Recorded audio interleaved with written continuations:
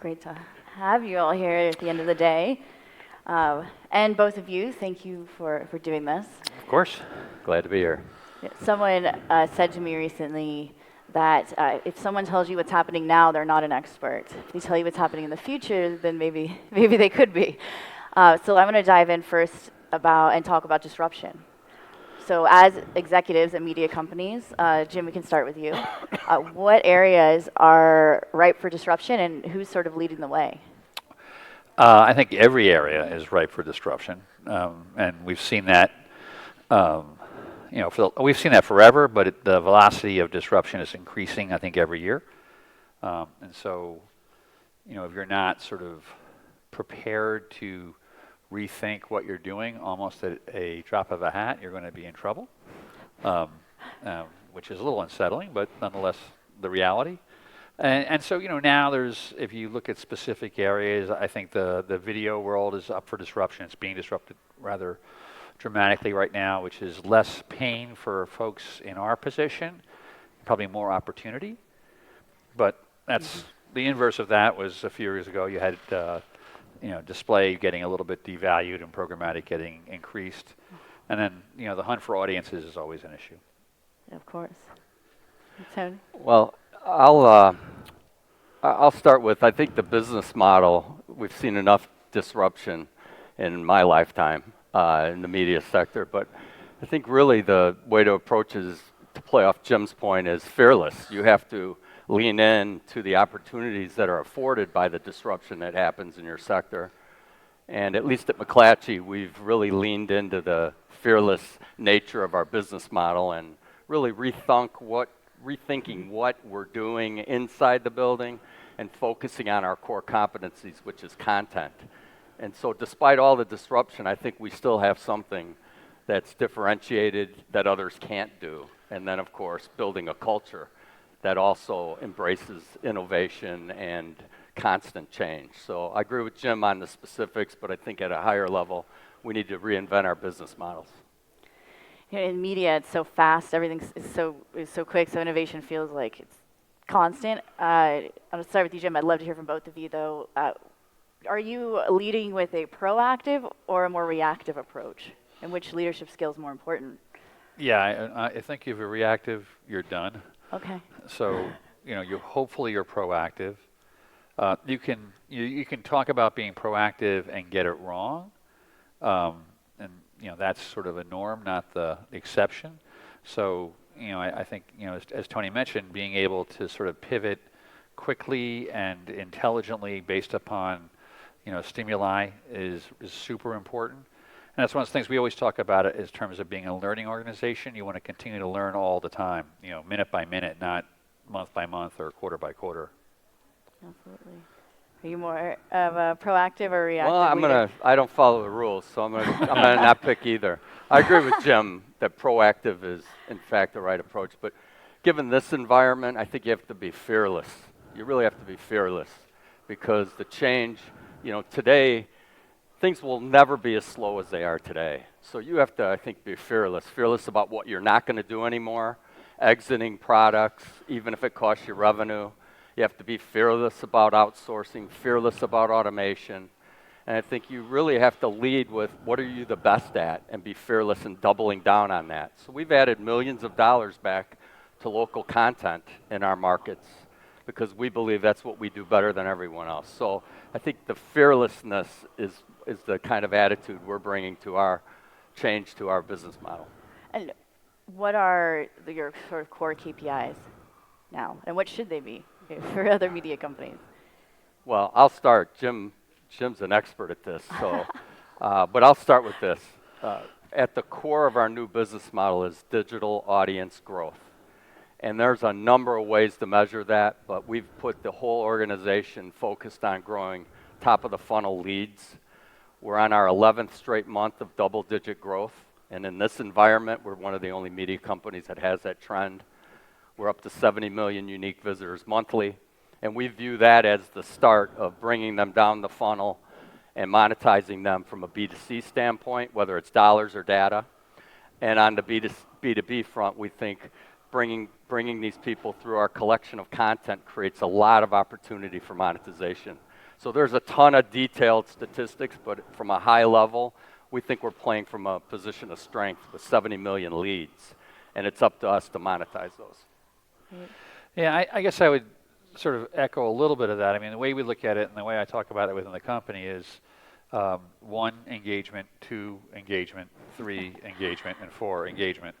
Right, because that's where everything starts from. It's our relationship with the folks who come to visit us every day on any one of our 12 different sites. And if we can maintain and grow that engagement and grow the number of people we're engaged with, everything else will come into play and follow. But we've got to stay focused on how we inspire, delight, inform, and educate those folks that come to us. Something I thought was interesting as I was reading about your acquisition of Quartz. Yeah. And how they had removed the paywall. Is that a community growth strategy, or you see a lot of media companies going the other direction? Yeah, well, there's still a paid model within Quartz, which is more membership than full paywall. They go into a full paywall, I guess, back when Uzabase bought them. They removed that before we sort of took control, so that was already in place or in plan when we got there. Although I don't disagree with it. I think again, if you're trying to engage with a group of individuals, in this case a very hard to reach group of individuals in terms of business decision makers, especially young or younger business decision makers, putting up impediments to make that happen is going to be hard. Doesn't mean you can't have a freemium model, doesn't mean you can't have a membership model, both of which we'll explore, but having that full paywall when you're sort of a challenger brand is difficult. And Tony, with your 70 million leads, we're seeing we went from a shift into social media, which became a sort of, I guess, opportunity for media companies. And now we're seeing Web3. Web's the big, exciting thing. How is that going to impact media companies and specifically your role? Well, Jim and I had a brief discussion about this earlier, and I think obviously we're watching the developments. It's early, but we're watching the developments. We've got our eye on all the NFT opportunities, but we're mostly focused on blockchain.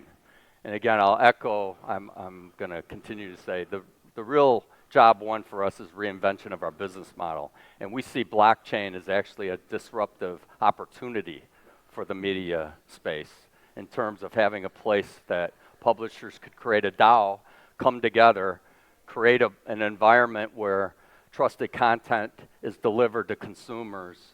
And so my colleagues in the publishing sector and I are talking about how we might do that. And then I love the opportunity to also deliver marketing messages for clients in that kind of environment where there's transparency, accountability, and frankly, we don't have to pay an ad tax. And don't have to go through the ad tech stack. So I think we're watching and we're looking for ways, but I think the tactics will all find their way along the way. But clearly we want to participate in that in Web 3.0. But I would say there's a bigger opportunity in blockchain, I think, for our sector. Well, it's like sort of the same thing, right? That's the blockchain's the core component of Web 3. I'll just jump on the other side of the question, which was social. And I think the sort of move towards social and the amount of individuals who are spending inordinate amounts of time on social platforms is sort of been an opportunity as you sort of parsed it, but also has been a problem. And the problem really is more of something that's self-created by the publishing world, and that is that a lot of folks who create content rushed to use those platforms as a way to show all of their content. So what they basically became was a wire service for those platforms. And that's not a great model, or at least it's not the model that those companies were operating under. It might work for the AP or for Reuters, but most companies that were doing that, that's not their business model. And so I think there's a huge opportunity in the past, and certainly continues today, to use social as a way to stimulate consumer trial, and a way to build awareness and perhaps credibility, although we could argue that, depending on the platform we're talking about. But I think we've got to be cognizant of the fact that you want to create a direct relationship with the end user as soon and as deep as you can, which isn't necessarily immediately deep either, but nonetheless, that's the goal.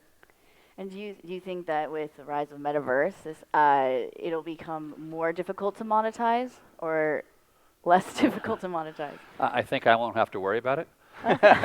because I don't think the metaverse is coming next week, or next year, or even maybe in the next 5, or maybe even 10 years. There will be a moment where something like that happens. I think AR and VR are going to be much more of an interesting near-term opportunity and reality for the world at large, and certainly media specifically.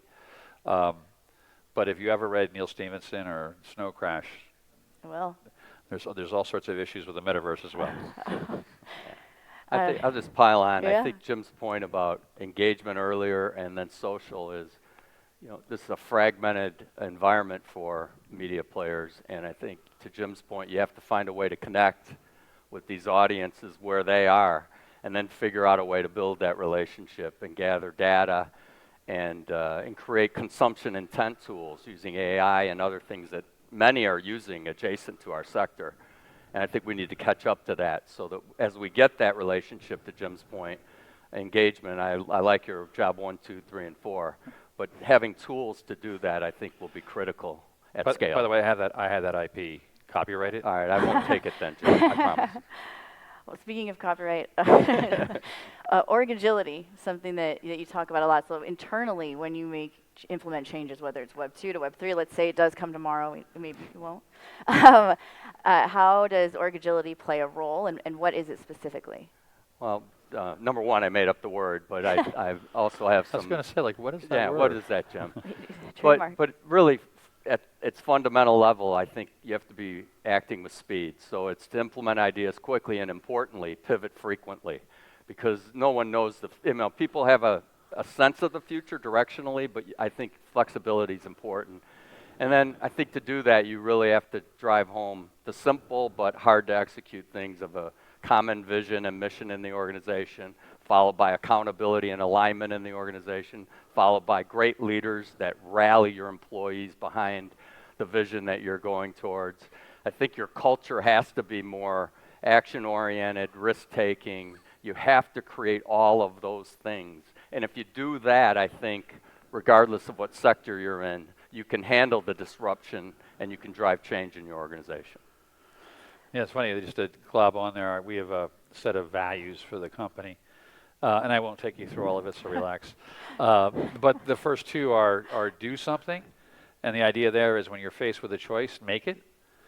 Hopefully we've given you enough of information, enough ideas, and an understanding of what the mission is and what we're trying to accomplish. So we'd rather take action than not take action, always better. And then, of course, the second value is do the right thing, which hopefully is based upon the fact you have enough things. But even if you don't do the right thing, even if you make mistakes, they always say, if you're not making mistakes, you're not moving fast enough. We want to promote an idea that within the company, it's okay to make mistakes. Let's just keep moving fast. And how do you introduce change into your organization? We try to bring it from the bottom up, right? And I won't say we're always successful at that. I mean, you sit up on stage and you have all these platitudes.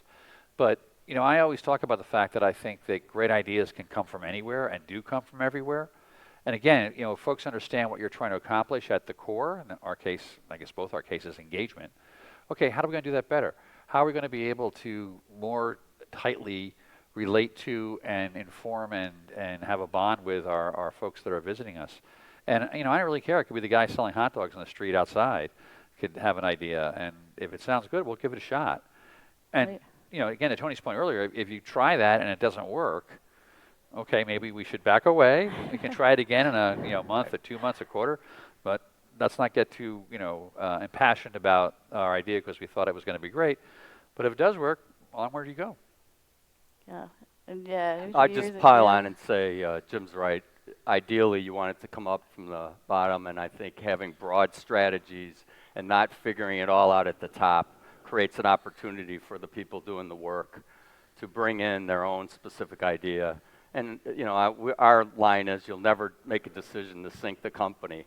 So if you have a good idea, let's bring it forward. We'll try it in a market. If it works, we'll spread it across our other 28. But we're really trying to encourage that. But to Jim's point, I think it starts with the environment you create and to let people know that's what you expect. And frankly, you would entertain their ideas. The worst buzzkill, of course, is the idea comes in and a heat-seeking missile takes it out. Yeah. And you do that one time and that gets around your company. But if you find an idea and you bring it up and you recognize it, you implement it and reward it, all of a sudden the waterfall occurs and the ideas start coming through. It's especially important. It's very important for everybody, but it's really important for us because we have 12 different brands, serving 12 different verticals. Anything from the Onion, as hopefully some of you heard earlier, to, Jezebel and Deadspinning, Gizmodo, The Root. And so, trying to have ideas that are going to work for all those brands at the same time is impossible. So you need to have ideas that are unique to the brands, and then also hopefully a few that will work across the whole overall network. Well, we're almost at time, but I have to get this question in. So, if everyone here is starting their day as a CEO tomorrow at a media company, what advice would you give them? I think, is fluidity and being facile, right? I mean, and listen to the folks around you, and especially listen to the people that you're trying to get to interact with whatever media you're doing, right? It's really hard in this day and age. In fact, it's impossible to come in with like, oh yeah, I know the answer, because you don't, right? And even if you did, even if some mysterious way someone came down and ordained on you the answer, that answer is going to be different in 2 or 3 days or 2 or 3 months. And so, that's why I say you got to be a learning organization. You've got to be a learning individual. You've got to listen and react to the stimuli around you. Well, I see we're out of time, so I'm going to be very brief. I would say be fearless and lead from the front, because your employees are not going to follow you if you're timid, if you're hesitant, and you're not out in front of change. And lean in to adaptive innovation that's happening around you, and use the technology. I know that would resonate with this group, but lean into the tech and adapt it so that your company can take advantage of the things that are disrupting you around you. So that would be my close. Lead fearlessly and lead from the front. Thank you both very much. Thank Appreciate you. it. Thank you.